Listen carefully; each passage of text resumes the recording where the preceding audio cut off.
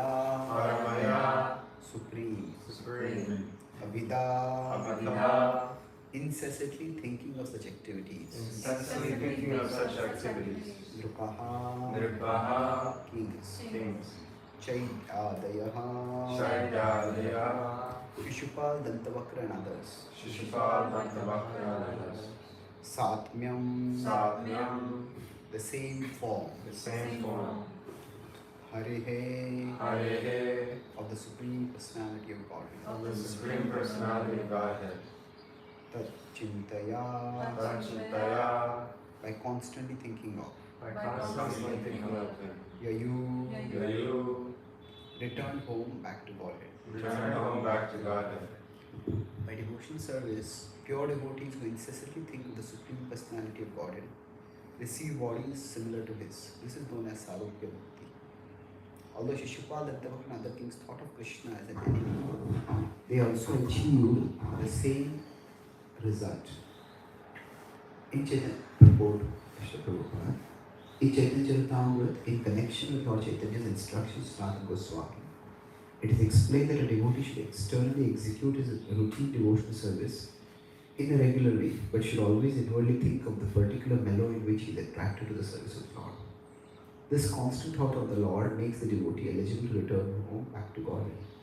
As stated in Bhagavad Gita, Tattva Deham Punarjanmanaiti Bhaviti 4.9. After giving up his body, a devotee does not again receive a material body, but goes back to Godhead and receives a spiritual body resembling those of the Lord's eternal associates, whose activities he followed. However, the devotee likes to serve the Lord, he may constantly think of the Lord's associates, cowherd boys, the gopis, the Lord's father and mother, his servants, and the trees, land, animals, plants, and water in the Lord's abode. Because of constantly thinking of these features, one acquires a transcendental position. Kings like Shishupal, Dantavakra, Kamsa, Paundrak, Narakasur, and Shalva were all similarly delivered. This is confirmed by Madhvacharya. Paundrake Narake Chaiva Shalve Kamse Charukmani Avishtastu Hare Bhaktas Tadbhaktya Harimape. Paundrak, Narakasur, Shalva and Kamsa were all inimical toward the Supreme Personality of Godhead. But because all these kings constantly thought of him, they achieved the same liberation, Sarvapti. The Jnana Bhakta, the devotees who follow the path of Jnana, also attain the same destination. Even the enemies of the Lord achieve salvation by constantly thinking about the Lord. What is to be said of pure devotees who always engage in the Lord's service, who think of nothing but the Lord in every activity?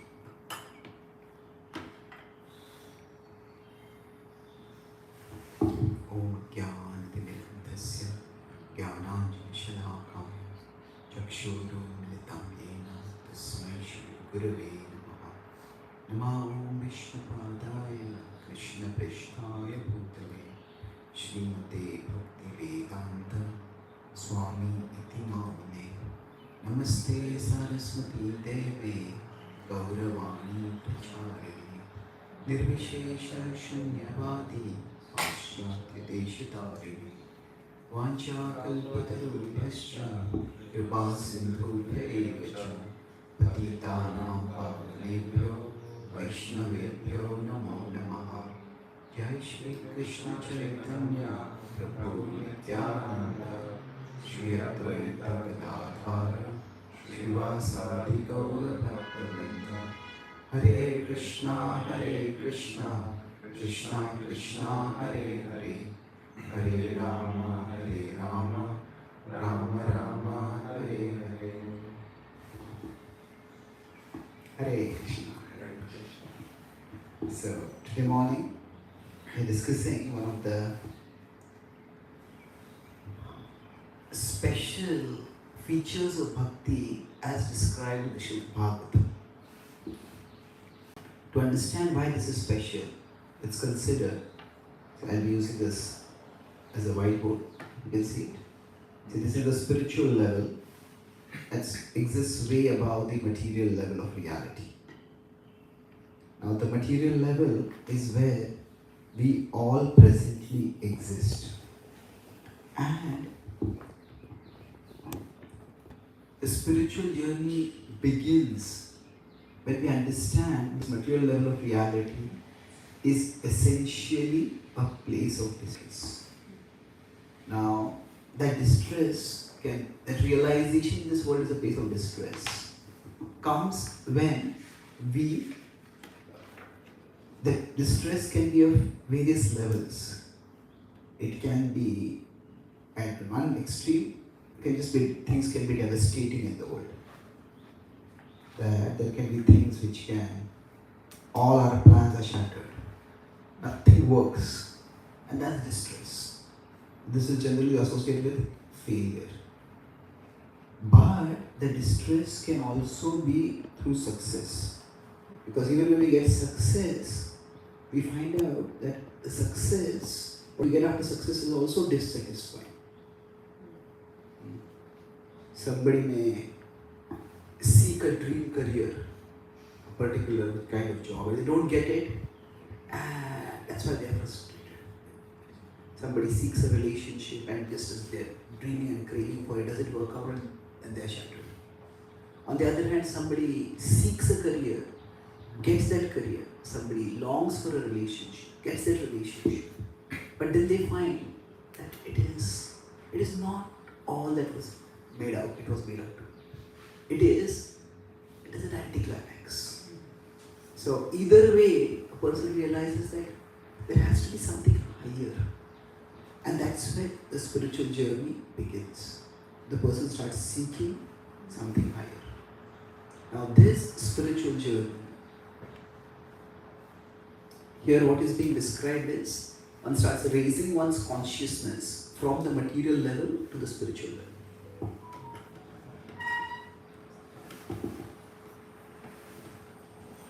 Can you take this away? This also, because this is pale. And this can be kept down, I think.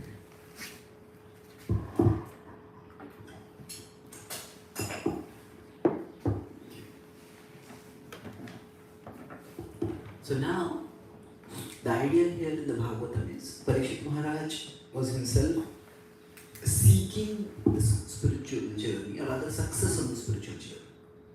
And in that direction, or to that end, different ways in which the spiritual journey can go ahead, that is being described. So the key principle for the spiritual journey, if you put it here, it is said for the consciousness. Now we can talk about here, what goes up is our consciousness. There is consciousness at material level. The material reality is still going to exist. And there is consciousness at the spiritual level. The material world will continue to exist, but our consciousness can rise to the spiritual level. And this raising of the consciousness to the spiritual level, how does it happen? The Bhagavatam says the key principle is contemplation. Contemplation is it's put the remembrance. Now, that to the extent one remembers the Lord, remembers a higher reality. Now, in the higher reality there are many things, but there is the personal aspect of the higher reality. So we could say this is multi-level. So there is the impersonal aspect, and then there is the personal aspect. It's one higher reality, but there are the various aspects. So one can contemplate about the Brahman, one can contemplate about Bhagavan. But specifically, if one is contemplating about Bhagavan, about the Supreme Lord, then the potency of contemplation is being talked about over here. And the amazing thing that is being mentioned here is that the contemplation, normally you would think that contemplation has to be accompanied by the motivation that is right. But the Bhagavatam says, so normally you would think, yes, if you want to attain Krishna, you need to love Krishna. That would be the normal understanding. But what the Bhagavatam says is that this doesn't matter too much. It matters, but not too much. It says, it is contemplation independent of motivation. Whatever be one's motivation, one can still become elevated. And so here, so for example, if the soul is here and say the Lord is here. So now the contemplation is key. Now contemplation can be because of various motivations. So let's consider a few motivations. There's a well-known Gopyah Kamar Bhayat Kamso. The gopis, it is said that they contemplated on the Lord because of desire. Now Kama, let's keep the Sanskrit for some places. It seems like sensual desire. I'll explain that. Gopyah Kamar Bhayat Kamso. Kamsa contemplated because of fear. Dvesha Chaitanya Nrupaha. Out of envy, it was Shishupal who contemplated. And then it is said that out of friendship, the Pandavas contemplated.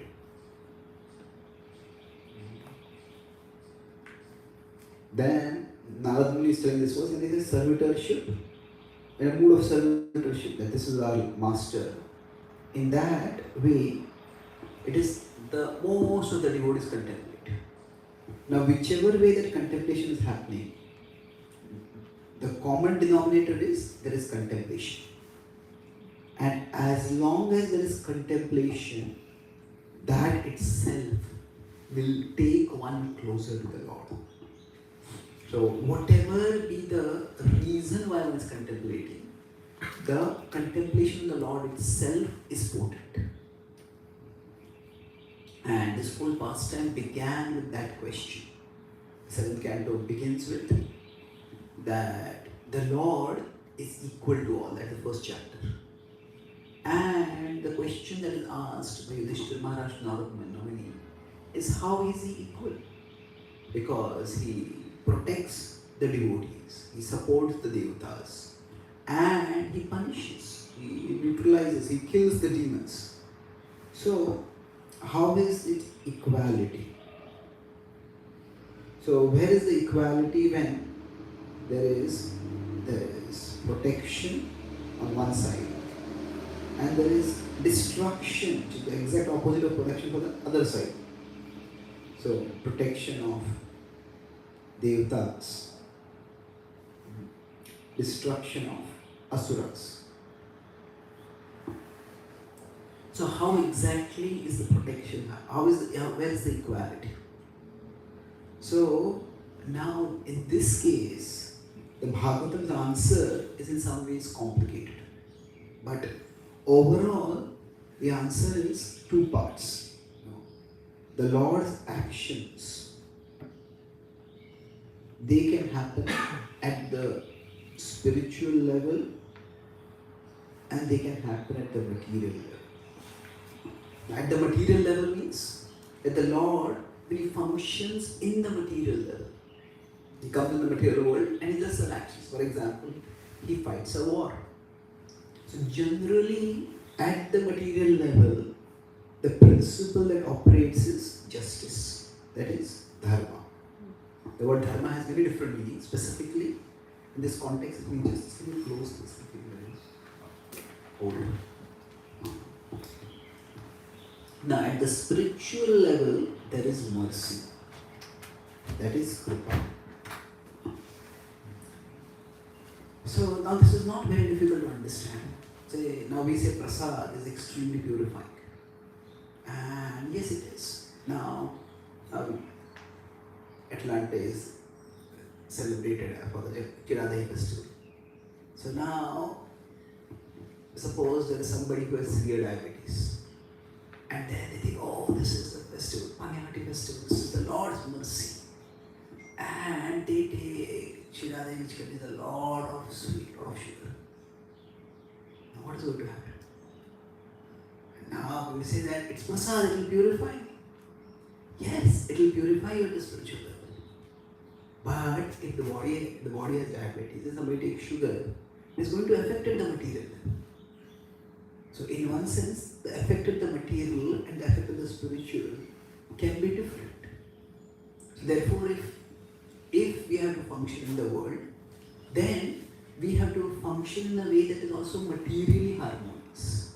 So yes, if I have a body that is diabetic, that means I can't take sugar. Then although it's prasad, I can offer my respects to it. But my respect will be folding hands, not by extending hand to take it. Isn't it? So the Lord does not generally suspend the order by which things in the material world function. He can do that. Now, somebody can be diabetic and they can take sweet and nothing will happen. That's possible. But the devotee does not expect or demand that. And the Lord himself does not generally do that. So, we are cognizant of the principles that are required for maintaining order in the world. So,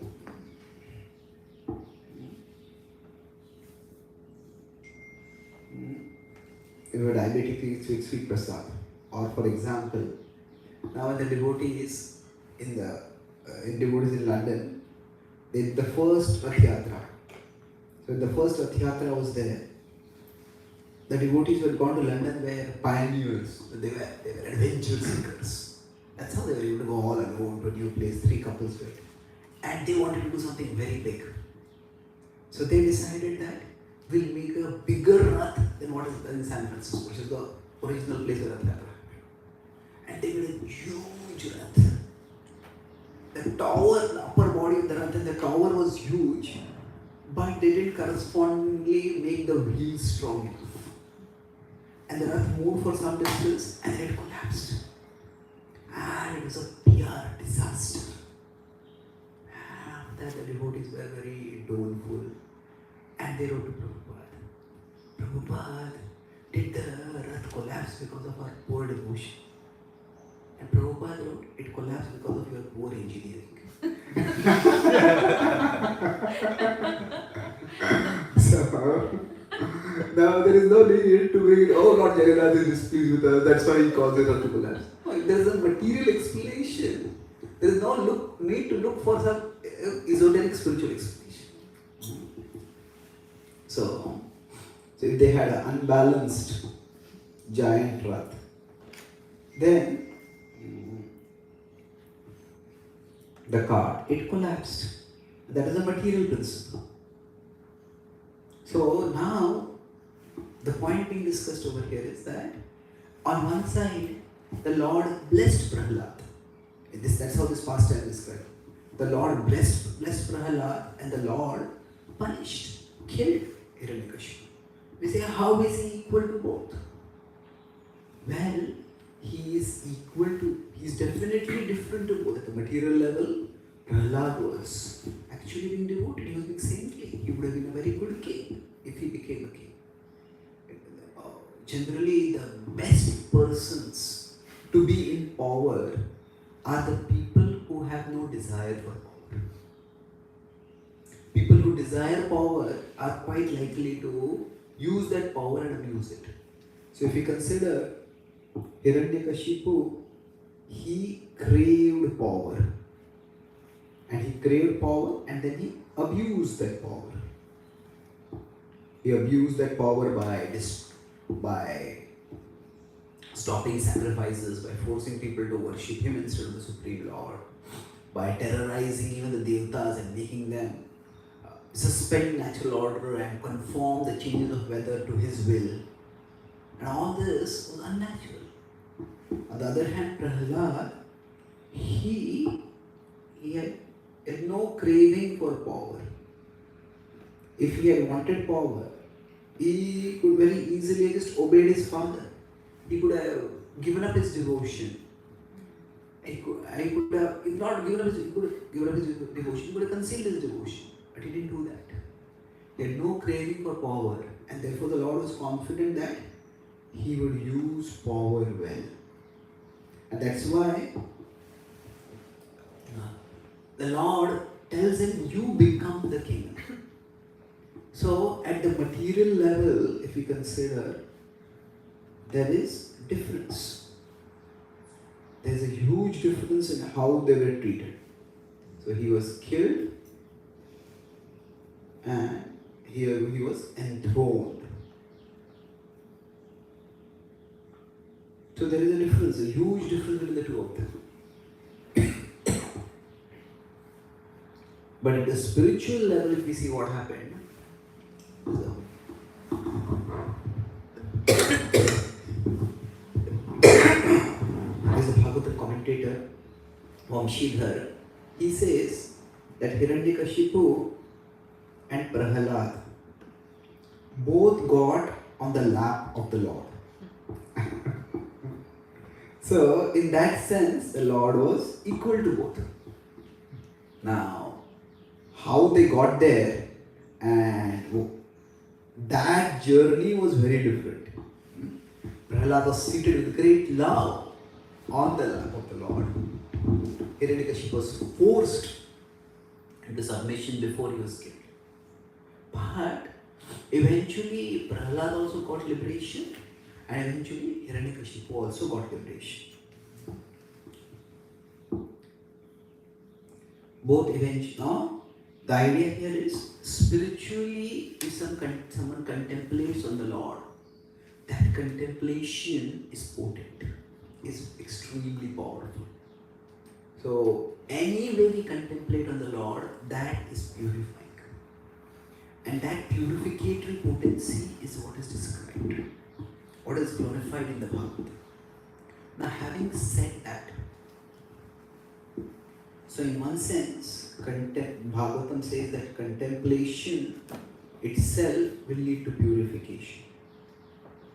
And that purification will eventually lead to liberation. This is the sequence. When we contemplate on the Lord, because He is all potent, because He is all pure, will be purified. And the example is given of, say, medicine. Now if somebody is sick and they take a medicine, now whether they know it is a medicine or not, whether they like the medicine or not, if they take the medicine, they will get cured. So the intention of the person does not really matter. The patient may hate the doctor, but if the patient takes the medicine, the patient will be cured. So in that way, contemplation of the Lord purifies independent of the motivation. Now, having said this, the Bhagavatam also makes a difference. In everything there is bhed, abhed. There's sometimes one principle is emphasized, other principle is emphasized. The other principle that needs to be understood with equal importance is that devotee, what is a devotee's desire? It is not liberation. It is loving service. A devotee's primary desire is this. Liberation is, you could say, secondary. Why? Because a devotee seeks liberation only to the extent that liberation may give a devotee greater facility for serving. With the material body, with the material world, there are so many limitations. And if liberation helps in service, then the devotee is interested in liberation. Otherwise, the devotee has intrinsically, what does that mean? That it says that Vina Seva, that if the service is not there, then the devotee says, I don't want liberation also. And if we want service, then we need to have an affectionate disposition. And that's why in the definition of bhakti as given in Bhakti Rasamrita Sindhu by Rupa Goswami, it is Anukulyena Krishnanushilanam Bhakti Ruttama. It is with affection. It is with a favorable disposition. So, in bhakti, there is contemplation plus affection. Dadami Krishna says, Tesham Yuktana Bhajata Priti Purvakam. So, this is 10.10a. That A is if a verse has 4 lines, you can call it A, B, C, D. Tesham Yuktana. Devotees are always engaged in remembering, always engaged in serving. But how are they doing it? Bhajata Priti Purvakam. So, why?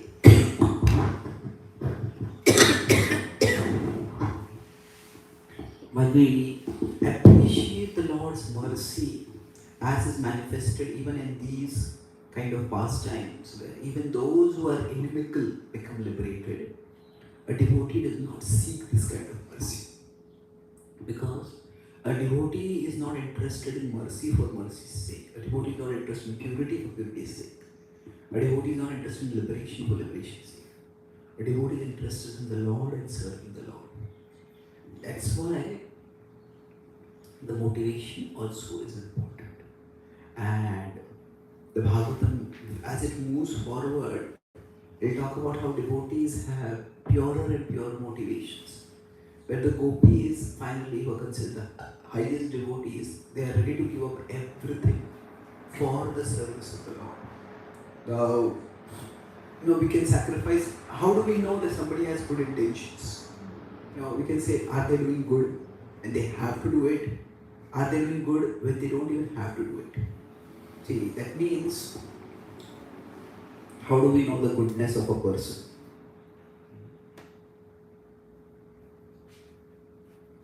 So, if at worst level, at least whatever is the obligation, they do that. That means, say, if we are sick and we go to a doctor, and the doctor talks properly with us, understands our symptoms, and then gives a proper prescription. We are paying them for that, but sometimes even when something is an obligation, people may not do it. Then that is not considered a very good thing. So a person who does not even do the obligation, that's very poor. But sometimes at least do your duty. But sometimes someone goes beyond the call of duty, and when they do that, so obligation could say plus volition. Volition means what is voluntary. The person doesn't have to do it, but if they do it because they just want to maybe please us, they just want to serve, then that is what touches the heart. That is what endears us to the person. So the gopis, they are devotees, but when they leave everything for Krishna, at night when they leave home and go to be with Krishna, at that time, it is like they are committing social suicide. Their reputation is going to be in tatters. And yet, they are ready to go. So, generally when somebody practices bhakti, they expect at least people should respect me. I am so devoted, I am so saintly. But here, because of their devotion, they are going to lose respect. And yet they are ready to do it. They are going far beyond the call of duty. And that shows their intention. Their intention is only the Lord and the Lord's intention. So they are the models. So for us as devotees, sadhakas, demons like Shishupal or Antavakra, they are not the models.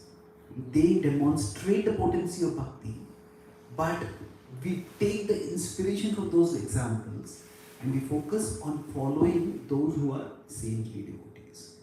Path of spiritual growth is Mahajano Yenagataha Sapatha, not Durjana Yenagataha Sapatha. We don't follow the demoniac people even if they are got liberated. We focus on following those who are the great souls, who have served the Lord with affection. So I'll summarize. So I discussed today through this pastime and has 3 points. First point we discussed is how contemplation on the Lord itself has potency independent of motivation. How people who contemplated, for whatever reason, they got liberated. And in that sense, this is like medicine. And actually to say, so then so this is the second point. See, the first point was how the journey from the material level to the spiritual level. it begins with the realization that this world is a place of distress. So it is dissatisfying or it is devastating. So when we start that journey, the propellant for this journey, we want to explore what it is. The key propellant is remembrance of the Lord. The last point we discussed is the Lord is equal. So we talked about that the Lord's actions. So there are two aspects to his actions. At the material level, there is, when you remember, justice, dharma. And at the spiritual level, there is mercy. So the demons, they may get the mercy at this level, but so the demons are punished at the material level, although they are liberated at the spiritual level because they are worshipping the Lord. Now devotees, because the devotee's interest is primarily in service, the path of devotee is contemplation with affection. Because the devotee is not interested in liberation, the devotee is interested in the service of the Lord in this world and in the next world. Thank you very much. Hare Krishna. Hare Krishna. Are there any questions or comments? Yes. Two questions for you. One, thank you for the thoughts. One question was, you were saying that, it was very good actually, you were saying how to know someone's intention and their sincerity, something like that. And then you said, the first thing is you see whether they do the minimum, the obligation, right? So I was thinking of how to apply it in our relationship with people, because in this day and age, there's no sense of what is the minimum. I have a sense and somebody else has another sense. So how to kind of apply this principle in that sense? And that was one question. Okay. So, how do we use this to evaluate in today's world when people don't have a sense of obligation? It's also related to the other, like it's related to the other point you were saying that, you know, when there's a material reason for something, you don't have to look for something esoteric. So in dealing with new people, dealing with devotees, when things are not working, then how do you say this is some esoteric reason or like practical? That's why I'm asking the question. It's kind of connected for me. Okay. So, yes, it is true that people don't feel a sense of obligation nowadays. But it's not that they don't feel any sense of obligation. In one sense, if you consider like the rules for social organization, people in the West follow traffic rules far more diligently than what they do in India. And it's not just because the cops are there to fine. It's a sense of, there's a civic sense over here. So people follow rules. People don't honk. In India, you can't drive without honking. Isn't it? It's difficult. So, you know, it's easy to look at particular attributes and just dismiss people. But there are certain attributes people are deficient. So in the matter of relationships, the sense of obligation has substantially eroded. In terms of profession, still the sense of obligation is there. To some extent, if I'm being paid for a job, I'm expected to do that job. That is there. Say in America, for example, you can give books freely to people, and people will themselves feel like giving something in reciprocation. In India, if you don't tell, this is the price of the book, they'll just take it free and go away. So here, people have a sense of obligation. You're giving me a book, I should give you something in it. So everywhere the sense of obligation is there. In India, for example, this is not to give India a bad press. If anybody comes to your house, no matter how poor you are, people feel a sense of obligation. I should do something to that person. Pay some food, some water, something. So there are different ways in which different people feel obligation. So when we are doing some evaluation or some expectation, or having some expectation from someone, maybe before that we have to understand what they feel as a sense of obligation. What do they feel that, okay, I'm getting this, what should I be doing? We may have our standards of evaluation. We feel this person is doing nothing. But so some people may just never want to start chanting. But if you call them to do some service, they are quite eager to do service. So that's why it's important to understand what they feel would be a sense of obligation. And nobody can live completely without a moral compass. Everybody has some sense of a moral compass that can be very distorted, very limited, but it is there. So that can be used to evaluate.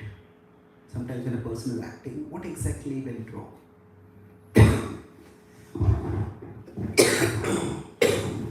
So I said, I'll do this, but I didn't. Or you said you will do this, but you didn't. What happened?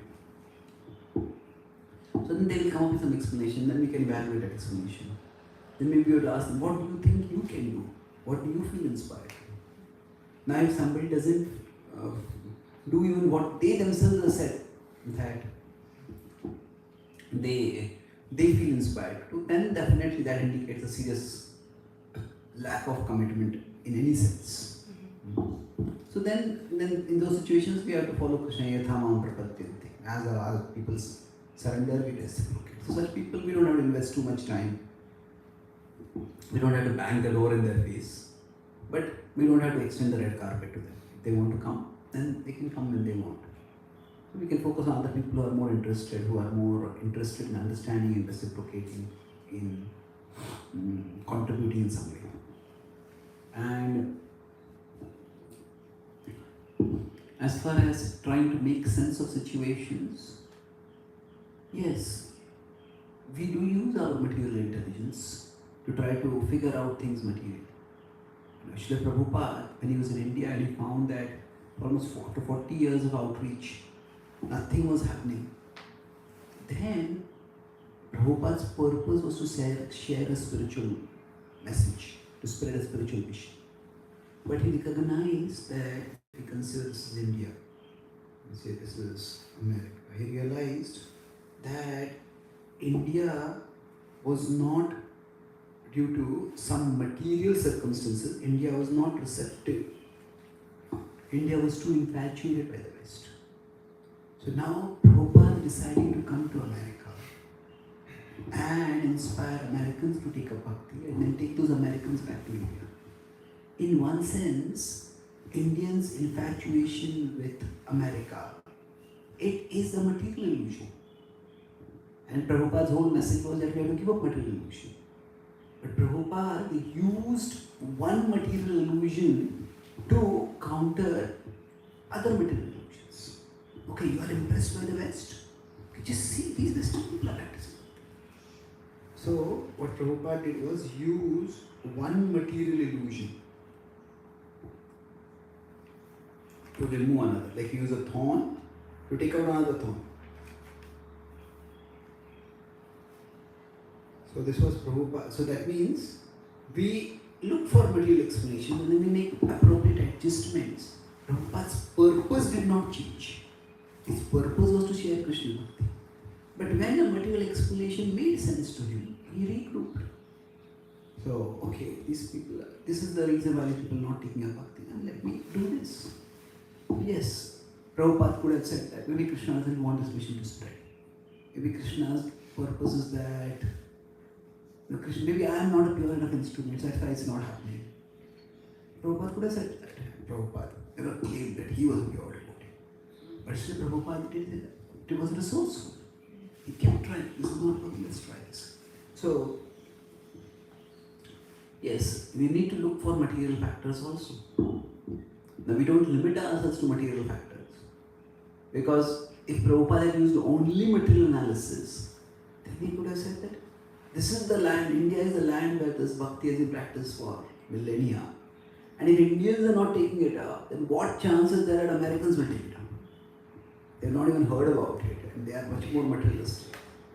And Prabhupada could have, if Prabhupada had been using only material reasoning, then from the perspective of material reasoning, going to the West was not just unreasonable, it was ridiculous.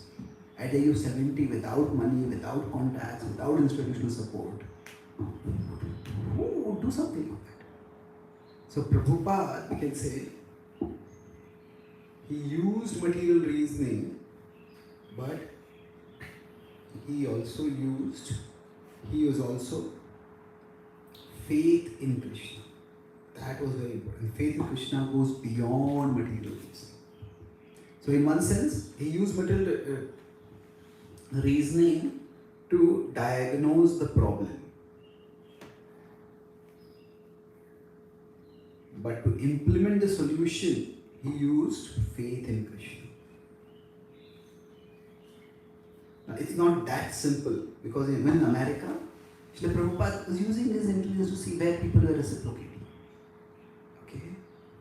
And he originally came to New York, the elite part of New York. Then he came to the Bowery. That's where he found receptive. So wherever he found receptive, went there. So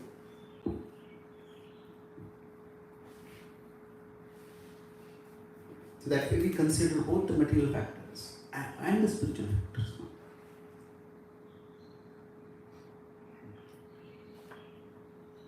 Does that answer your question? Yes, of course. Thanks.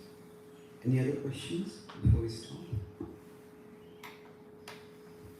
Yes. Hare Krishna. In what way did Hiranyakashipu contemplate the Lord?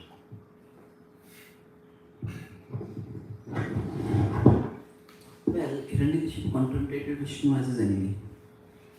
That he thought that Hiranyaksha, my brother, has been killed by Vishnu. Now, he is not specifically considered to be a model because there is no description about how he was contemplating the Lord. He's not a negative model also, but it's right. The whole reason he was performing austerities, all of it was, I want to become more powerful than Vishnu. I want to kill Vishnu. So Hiranyakashipu was also inimical. But whether that hostility was driven by a particular emotion, like with Kamsa it was fear, with Shishupal it was jealousy, but was it something like that with Hiranyakashipu? There's no mention of that. It was just anger, aversion, enmity basically. With that feeling of enmity, he was, everything he did was to prove that I am greater than Vishnu. Vishnu can control Devdas, I can control them more. I can make them dance to my tunes. Vishnu, people worship Vishnu, I can force people to worship him. So in that sense, he was motivated by enmity toward the Lord. Yes, sir. I had a question about we hear about doing unconditional devotional service. So and then again we hear about having the right intention or motivations. It's hard to understand, is this a high level consciousness where you are unmotivated but at the same time you have some intention? See, bhakti is multi-level. The same Bhakti Rasamrita Sindhu at one level states that, which gives us anyabhidashita shunya. It also says yena kena prakarena. Somehow or the other fix the mind on Krishna. So in one sense, this is the operational level at which we practice bhakti. The highest level is anyabhidashita shunya. So we want to come to that level, anyabhilash. We want to come to that. No other desire except the desire for the pleasure of Krishna. But at the starting point, or even as we are moving forward in our journey, it is more important that we do devotional service than we keep worrying whether I am doing pure devotional service. In one sense, you could say that there are steps. So there is service. Then there is devotional service. That means, say, now here you have this Food for Lives. There are people who come and participate in the charitable activity of giving food, not because it is prasad, not because it's connected with Krishna. It's just they want to do something good. Now, doing that service is good for them. It is good for, not just good for, because it's good for society, it is good for them spiritually also. So the idea is that always keep doing service. Even if one can't do it with a devotional disposition, that means, oh, this is the Lord, I'm doing it for the Lord. And this is connected with the Then the next step would be pure devotional service. That means this is only for the Lord. It's only for the Lord's pleasure. Even if I get nothing out of it, still I'll keep doing it. Now that is difficult for us. If we work hard and do some service, we at least expect that maybe our superiors, maybe our guides, authorities speak some words of appreciation, they encourage us, we get some recognition of some kind. We expect that. That's just a human expectation. You don't have to say that that's ego. It could be. It doesn't have to. So the idea is that there is a higher level, but let's stay connected with Krishna. So all these are connections with Krishna. You could say there are higher levels of connection and lower levels of connection. They are all connections. Krishna talks about this multi-level connection in the 12th chapter. From 12.8 till 12. He used multi-level connection. If you can't connect at this level, connect at this level. Can't connect at this level, connect at this level. So, this unmotivated devotional service is far higher. But, whatever way one does devotional service, that is also auspicious. So, thank you very much. Granthara Shri Bhagvatam ki jai. Shri Prabhupada ki jai. Lord Bhagavatam. Go to